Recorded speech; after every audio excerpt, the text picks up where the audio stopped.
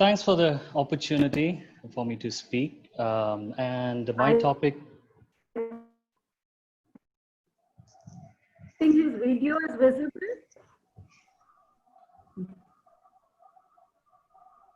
Fine, please go ahead. It's all clear for us. Right, okay. Go ahead, go ahead. So the theme that I'm going to dwell as whilst Chris, if you can share the PowerPoint, if you don't mind. The most ignored of the victims are babies and toddlers. That's going to be my focus for the next 10 or 15 minutes.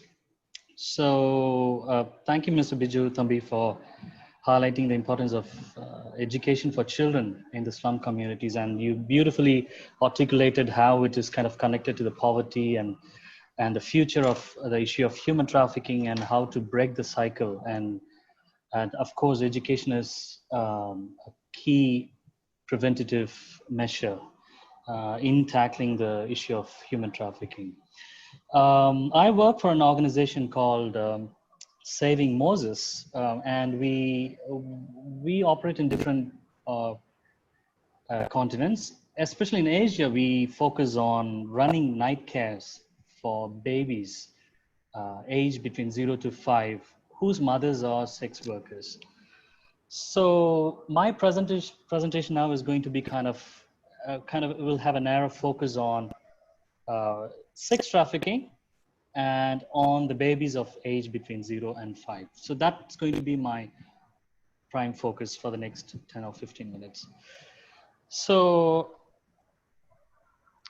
one of the things that I was really surprised over the last few months is the amount of the information that I was trying to look out online through researches or other books, but then I realized there's not enough data or information or research done on the babies who live in the trafficking situations or in sex industries or in the influence of human trafficking. So I'm not saying that there are none, but then in comparison to the research that we see in general, the amount of research done that has gone towards the babies and the toddlers is considerably less. So that talks a lot about the gap in the provision, and it also kind of calls us for an action, something that we need to think about and do. If you can take us to the next slide, please. So here is an overview. I want to take you out, slightly zoom out, and then give you an overview of the need among children and babies in general, not just in trafficking situation, but in general. So there are three important observations that I would like to make. One is children are almost half of the world's extreme poor. That's really, really kind of heartbreaking. 47% of all people living in extreme poverty across the world are 18 years older or younger than 18. So these poor children will grow up to be poor adults. We all know that. And it indicates a need for child rights intervention. So that's the first reality that we need to accept at the outset. Secondly, children are the most excluded social groups, not because, it's a research proven that they are the most oppressed and socially excluded. And the exclusion is not only subjected to children who suffer from various disabilities, but it's an issue in common amongst most babies and toddlers and children, actually. So we need to understand this second aspect, which is children are the most excluded social group. And that's why this subject is relevant that we are discussing right now. And thirdly, the most powerless members of society are children. We all know that. And with age comes respect for them. With age comes recognition. With age comes protection too. We often see children being punished or ill-treated, not just in brothels, but even at homes. Let's accept this reality. They're ill-treated or abused just because they cannot retaliate due to their limitations, and predominantly physical limitations, as we all know. So the bitter truth is when child experiences abuse, it grows in fear and misplaced trust. And I want to kind of emphasize that babies are always at risk, irrespective, whether you're talking about babies growing in the brothels or babies growing in normal situations. We have to accept the fact that babies are always at risk. Can you take me to the next slide, please, Chris? So, as part of my work, I was able to do, I was able to be part of a focus group discussion that we did amongst our grassroots workers in various settings, especially in Kolkata, as well as in Bangladesh and Cambodia, the places where I work closely. And we had a very good, productive focus group. And I'm listing out some of the findings out of many here that are related to the babies and how the sex industry is affecting them directly and indirectly. So now that I took you out, I zoomed out, now I want you to zoom in into this issue of human trafficking in the context of babies age 0 to 5. So here are some of the findings that emerged out of the focus group discussion we held. So number one, mothers are not educated. They don't have a clue of what their baby's future should look like. They are numb. They're numb to the reality. Mothers are not emotionally stable in most cases, if not all. They are not able to provide adequate support to their babies for understandable reasons. Babies are not exposed to, are exposed to theft, drugs, and violence. And the scary part is they are drugged in most cases.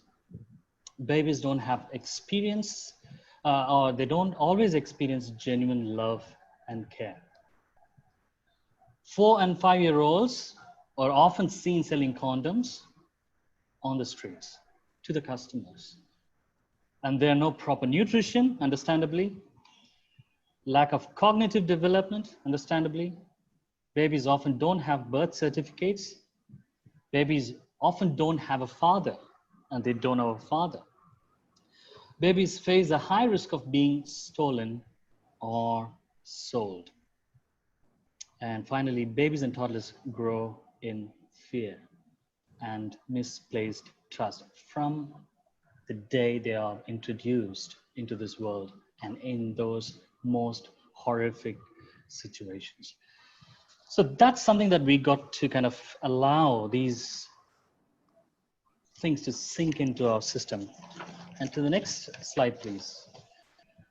I want you to kind of briefly introduce you to the United Nations Convention of the Rights of Children. And as part of this convention, they emphasized, in partnership with 160 plus countries, several decades ago, they said, child rights should be taken seriously. And as part of that, they founded these 4 pillars: survival, protection, development, and participation. So when we work with babies, when we work with children, these are the 4 areas that we have to ensure that children have the rights for survival, children have the rights for protection, children have rights for development, and rights to participation. So it's a human rights issue. When a child is exposed to survival needs, doesn't have protection, development, or participation, it's more than sympathetic situation, right? I urge all the listeners right now, the participants, I think it's not just about being empathetic for babies. It's not just about being compassionate. Yes, it's important. And it's not just about being sorry for babies. It's much beyond that. It's their right to experience survival. It's their right to experience protection. It's their right to experience development. And it's their right for participation. And they are the most vulnerable. They are the most vulnerable because they can't speak up for themselves. Not that others can, but at large, babies can't speak up and they don't even know what the situations they are in. They even won't be able to understand the issue that they are surrounded in. If I can take you to the next slide. Now, what's the need of the hour?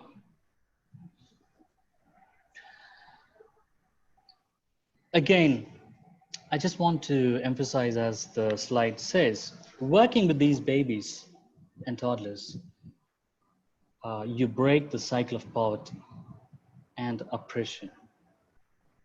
And it's more of a solution-focused approach rather than being reactive to an issue. So these are few needs that the babies and the toddlers, in my observation, in my study, and in my opinion, I think they need is, first of all, babies need to experience genuine love. I have a 5-year-old baby, and we do, my God, we know how much we thrive to show him the love, the care, the genuine love, and the protection, opportunities, access to development. But babies in these brothels and red light areas, they are yet to experience genuine love, and in most cases, even from their own mothers. We must give equal focus on child rights as much as we focus on the rights of the adults. It's self-explanatory.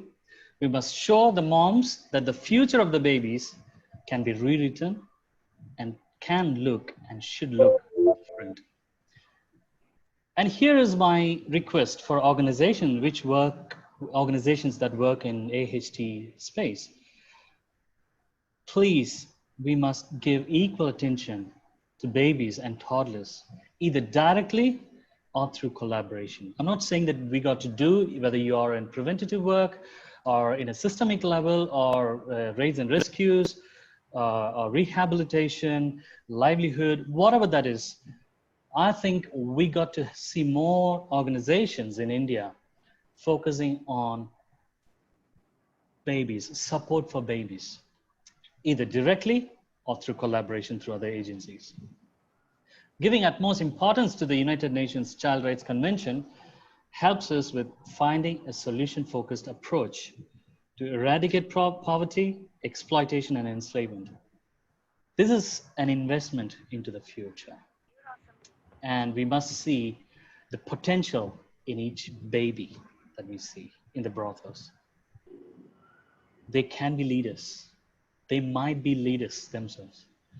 They might be thriving individuals.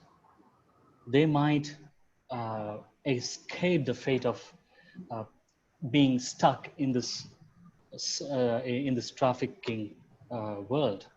And my final slide is on some of the ideas that we could be inspired.